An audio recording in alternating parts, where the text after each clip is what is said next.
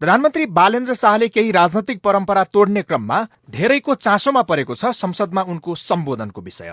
विगतमा अधिवेशनको पहिलो बैठकमा पूर्व प्रधानमन्त्री र प्रधानमन्त्रीले सम्बोधन गर्ने परम्परा थियो, तर यसपटक पूर्व प्रधानमन्त्री मध्ये पुष्पकमल दाहाल प्रचण्ड मात्र रहेको संसदमा न उनले बोले न हालका प्रधानमन्त्री शाहले। हुन त शाहले काठमाडौँको मेयर बने यता नै अक्सर कम बोल्ने शैली अपनाएका थिए, तर 9 दिन चलेको प्रतिनिधि सभाको बैठकमा उनको सम्बोधन सुन्न पाइएन। सार्वभौम संसदमा प्रधानमन्त्रीको सम्बोधन फगत भाषण मात्र होइन, सरकारको प्राथमिकता स्पष्ट पार्ने तथा जनताप्रति जवाबदेहिता हो। तर प्रधानमन्त्री शाहले त्यो सबै लत्याइदिए। विपक्षी दलले उनको शैलीमा प्रश्न उठाएका छन्। प्रधानमन्त्री बोल्दैन, बोल्ने हो त? मानिसहरू प्रश्न उठाइराखेका छन्। सुरक्षा निकायले आयोजना गरेका कार्यक्रमहरूमा गएर प्रधानमन्त्री समय दिन सक्दछ, बोल्न सक्दछ।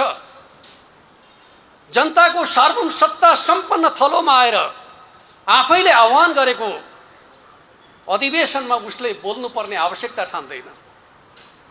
के हामी लोकतन्त्रतिर गइरहेका छौँ कि स्वेच्छाचारी शासनतर्फ गइरहेका छौँ भन्ने कुराको प्रश्न एउटा अधिवेशनको आह्वान र समाप्तिले समेत देखाइसकेका छ। अहिले बालेनका समर्थकले भने उनी बोल्ने नभई काम गर्न आएकाले बोल्नै पर्ने आवश्यकता नरहेको तर्क गरिरहेका छन्। हुन पनि विगतमा प्रधानमन्त्री र मन्त्रीहरूको सम्मानदेखि उनीहरूका गफ सुनेरै धेरै समय बित्थ्यो, तर गफ दिनु र सम्बोधन गर्नुका पछाडिको अन्तर न प्रधानमन्त्रीले बुझे न जान्ने भन्दै छानिएका सांसदले नै बुझाउन सके।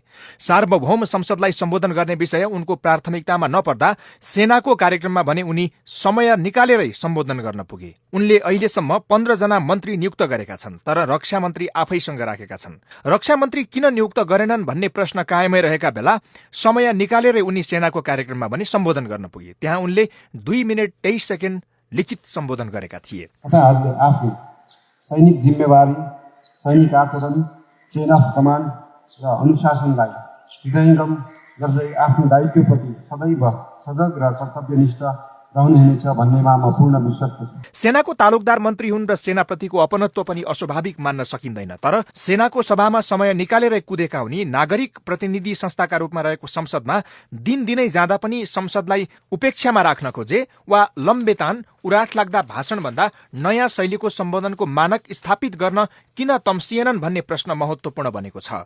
शाहले नैतिक रूपमा संसदलाई वैधता दिन नखोजेको र सेनाप्रतिको झुकावलाई खुलस्त देखाउन खोजेको भन्दै टीका टिप्पणी पनि सुरु भएका छन्।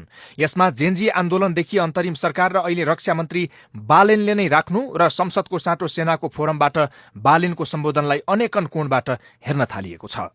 प्रत्यक्ष नेपाली सेना के छ भने विदेशको जस्तो आफू डाइरेक्टली अगाडि देखेन, तर उसले डमी एक्टरहरू क्रिएट गरेर, त्यो हिसाबले बुद्धिमानी छ भनौँ न, डमी एक्टरहरू क्रिएट गरेर अनि उसले त्यो सेटलमेन्ट अस्तिको संविधान संशोधनका कुराहरूमा हुन सक्छन् होइन, अब जे कानुन निर्माणहरू गर्ने कुराहरूमा होइन अलिकति बढी इन्फ्लुएन्स चाहिँ हुन सक्छ भन्ने आशंका छ। त्यही भएर पनि रक्षा मन्त्रालयले बालेन्द्र शाहले राख्नुभयो। त्यो त्यसमा धेरै आशंका छ। यो चाहिँ अब बिस्तारै खुल्दै पनि जान्छन् होइन, अलिकति त्यो सबै दोष चाहिँ म फेरि यो अहिलेको एक्टरलाई दिन्न। हाम्रै पुरानो एक्टरहरू जसले गर्दा वातावरण बनाइदिए। संसदमा उनी बोल्नै पर्ने केही आधार पनि नभएका होइनन्। सबैभन्दा ठूलो दल रासोपा संसदीय दलका नेता उनै थिए। सभापतिका हैसियतमा रवि लामिछानेले भन्दा शाहको सम्बोधन संसदमा अपेक्षित थियो। अन्तर्राष्ट्रिय समुदायले पनि राजदूतलाई बोलाएर दिएको सन्देश सँगसँगै संसदबाट गरेको सम्बोधनलाई अर्थपूर्ण मान्छ।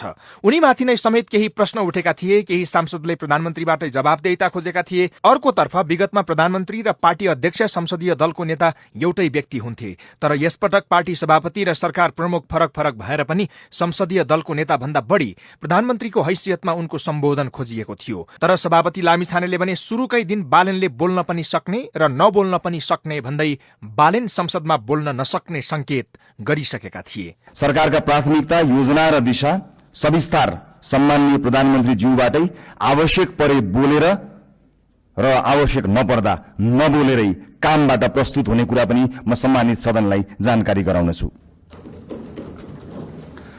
प्रधानमन्त्रीको संसदमा बोली फुट्नै नसकिरहेका बेला रासोपाका सांसदलाई भने बोलेरै हैरानी परेको छ। अहिले जगदीश खरेलदेखि अमरेश कुमार सिंहसम्मले रवि र बालेनलाई बोलेरै नायक र भगवान बनाइरहेका छन्। पूर्व श्रम मन्त्री दीपक कुमार शाहसम्मले धेरै बोलेकै कारण मन्त्री पद गुमाउनु पर्ने अवस्था बन्यो। कोही मन्त्री छन् जो थोरै बोलेर धेरै काम देखाउन खोजिरहेका छन्, तर प्रक्रियाभन्दा हुकुमी शैली चलाउन खोजेको भन्दै आलोचना भएको छ। प्रधानमन्त्री शाहले समेत संस्था र पद्धतिलाई बलियो बनाउने भन्दै गर्दा संसदीय व्यवस्थाको मूल अङ्गप्रति नै उनको कम लगाव लामो समयसम्म कायम रहिरहे उनको सैद्धान्तिक प्रतिबद्धतामा प्रश्न आउनेछ। विगतमा संसदमै शीर्ष नेताका बीचमा देखिने कटुता र आरोप प्रत्यारोपले नेता बोल्नु हुँदैन काम गर्नुपर्छ भन्ने भाष्य बनाएकोमा दुईमत रहेन, तर प्रभावकारी सम्बोधनको संस्कार बसाल्ने मौका हुँदाहुँदै सम्बोधन नै नगर्ने शाहको शैलीले संसदीय व्यवस्थालाई कमजोर बनाउँदै व्यक्तिवाद र कालान्तरमा निरङ्कुशतातर्फ देशलाई लैजाने खतरा हुन्छ।